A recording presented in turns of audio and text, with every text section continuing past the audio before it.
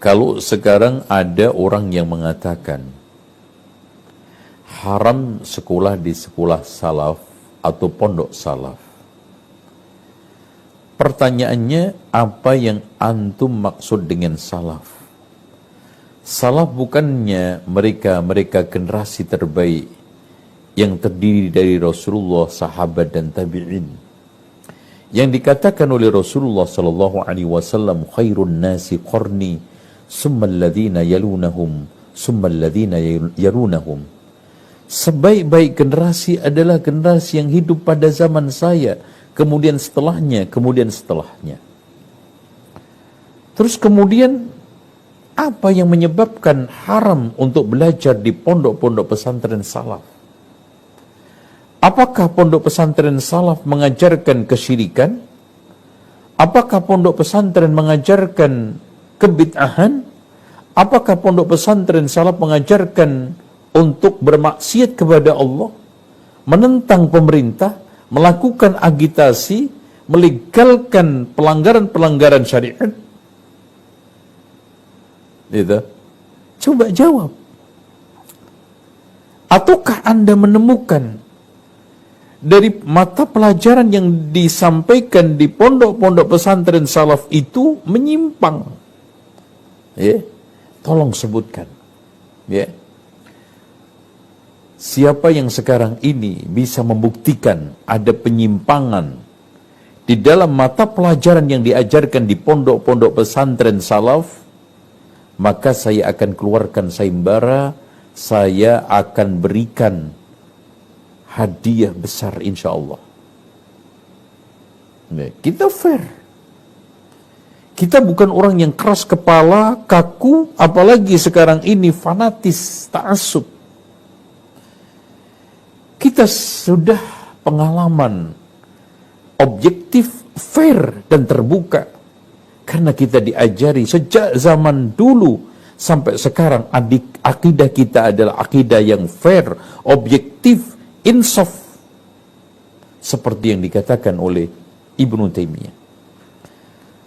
Ahli sunnati wal jamaah yahkumuna ghairahum bil ilmi wal insabi wal adli, laysa ka hadi ahli al bid'ah ya bil jahli wad dhulmi. Kami ahli sunnati wal jamaah itu selalu menghukumi orang lain itu dengan ilmu, adil, objektif, tidak seperti kondisinya ahli bid'ah, penuh dengan kezaliman, kebodohan yang tidak ada dasarnya sama sekali. Terus kemudian orang yang mengatakan bahwa jangan belajar kepada pondok-pondok pesantren salaf. Apakah dia sudah melakukan penelitian mendalam? Dengan dasar penelitian itu, sehingga dia akan bisa membuat satu rilis kesimpulan yang direkomendasikan kepada umat. Karena kita memerintah sesuatu karena ada perintahnya dari Al-Quran dan Sunnah, dan kita melarang sesuatu karena ada larangan di dalam Al-Quran dan Sunnah. Pertanyaannya, dasar Al-Quran dan Sunnah, pijakan dari Al-Quran dan Sunnah yang dia pakai untuk melarang itu ada enggak? Tuh. Kalau tidak, ini adalah fitnah. Dan fitnah itu lebih kejam daripada pembunuhan. Alhamdulillah, kita kasih contoh saja. Pondok pesantren Ibnu Hajar dengan berbagai macam suka duka, naik turun dan juga tantangannya.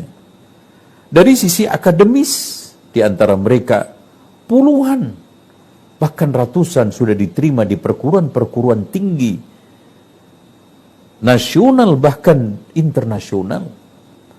Ada yang di Yordania, ada yang di Malaysia, tuh, ada yang di Turki. Kemudian dari sisi perilakunya, alhamdulillah, di mana-mana menebar satu kesopanan, kesantunan.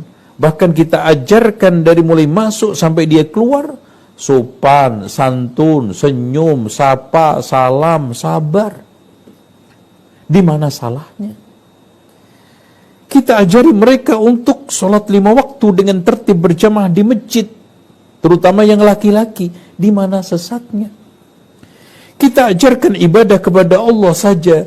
Fa idza sa'alta fas'alillah. Di mana salahnya? Kita ajarkan Arba'in Nawawi, kita ajarkan Riyadhus Shalihin. Di mana salahnya? Bukankah kitab Arba'in Nawawi, Riyadhus Shalihin itu dikaji di pondok-pondok pesantren tradisional? Yang diklaim itu termasuk kitab kuning. Sekarang di mana salahnya gitu? Jangan sekarang ini melempar bola liar yang sekarang ambigu, tidak ada satu definisinya secara baku. Jangan sekolah di pondok pesantren salaf karena nanti anak-anak bapak ibu sekalian menjadi bodoh-bodoh. Loh, bukannya yang bodoh itu mereka yang tiap hari belajar tahlilan, berjanji, manakib. Nggak dijamin pinter. Bahkan siapapun yang hari-harinya mempelajari kebid'ahan, kesesatan, tidak akan pernah pinter, tidak akan pernah maju. Dan tolong dicamkan, Islam tidak akan pernah bisa dibangkitkan oleh ahli bid'ah. Itu kunci. Kebangkitan Islam, kemajuan Islam itu hanya dengan Al-Quran dan Sunnah.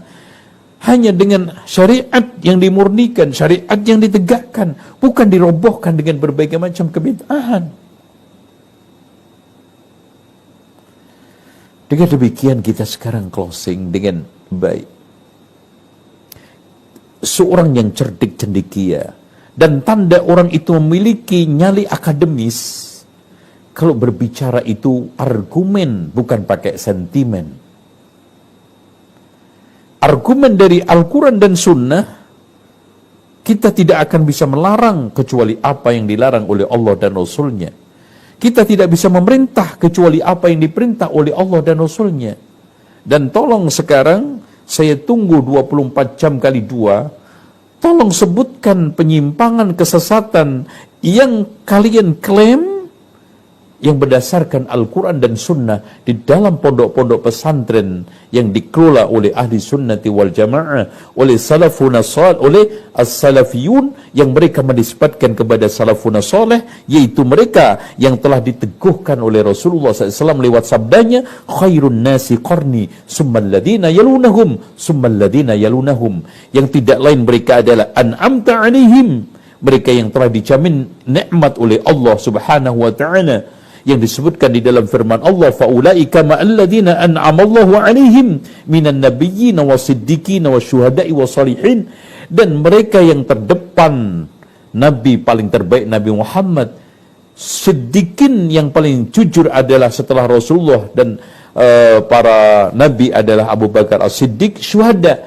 mereka yang wafat pada waktu perang Uhud, perang Badar, as-salihin manusia-manusia yang soleh hidup pada zaman Rasulullah dan setelahnya. Itulah yang dikatakan oleh Rasulullah, alaikum bisunnati wa sunnatil khulafa'ir rasyidin, berpegang teguhlah dengan cara agamaku dan cara agama yang telah diajarkan oleh khulafa'ur rasyidin, yang tidak lain adalah Abu Bakar, Umar, Utsman, Ali. Kalau seperti ini, di mana salahnya? Maka orang yang mengatakan jangan sekolah di pondok-pondok pesantren yang dikelola oleh salafiyun, yang dikelola oleh mereka yang sering dituduh-tuduh Wahabi, maka dia telah berbicara tanpa argumen tapi sentimen, dia berbicara tanpa ilmu, bahkan dengan kebodohan yang cenderung membuat satu fitnah dan kegaduhan. Dan saya tantang, saya tantang, sebutkan satu saja kesesatan yang menyebabkan salaf ini perlu diwaspadai, pondok-pondok ini perlu diantisipasi, pondok ini perlu diteropong. Tolong sebutin satu saja, nggak usah banyak-banyak. Dan kami, saya sendiri, siap untuk berdialog dengan siapapun dan kapanpun untuk menundukkan. Karena ini adalah fitnah, ini sentimen, Ini cara-cara orang-orang yang tidak memiliki nyali akademis. Wallahu a'lam bishawab. Ya.